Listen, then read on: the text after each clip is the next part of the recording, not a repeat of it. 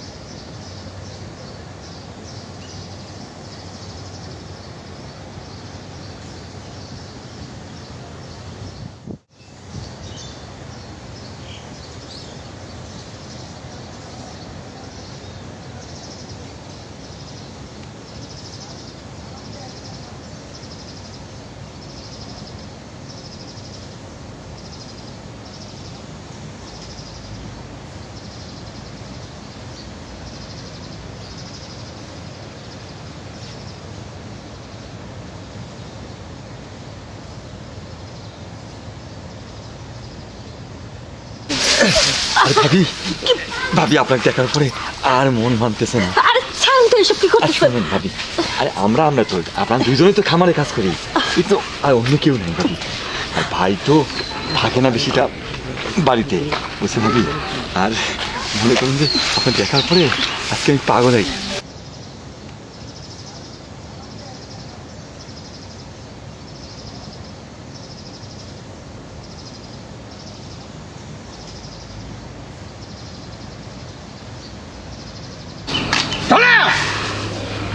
এগুলা কি হচ্ছে?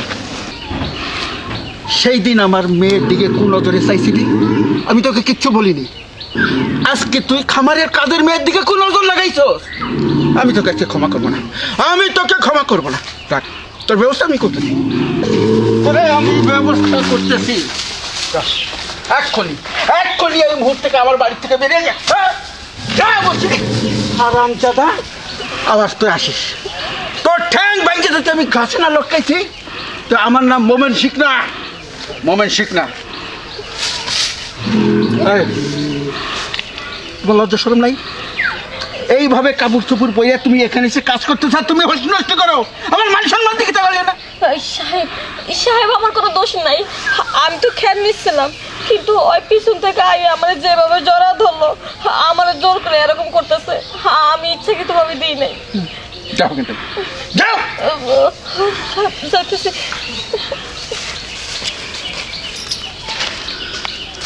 দিল আমার যাত্রাটা নষ্ট করে।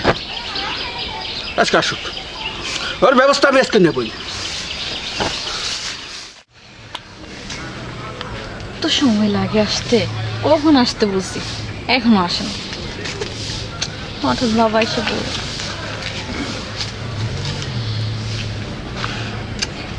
হয়েছে এবার ছাড়ো।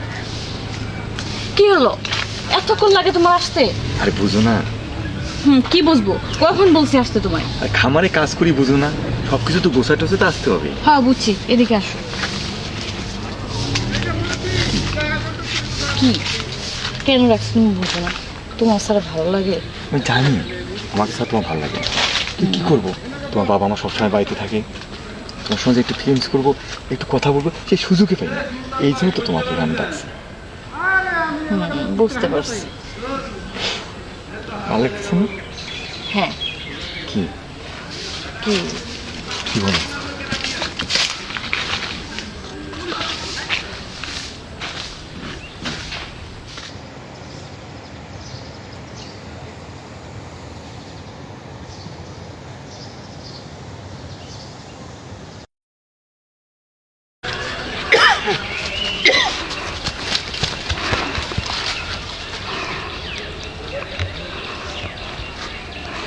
বুঝলাম না, বাড়ি কামলার সাথে আমার মেয়ের কি?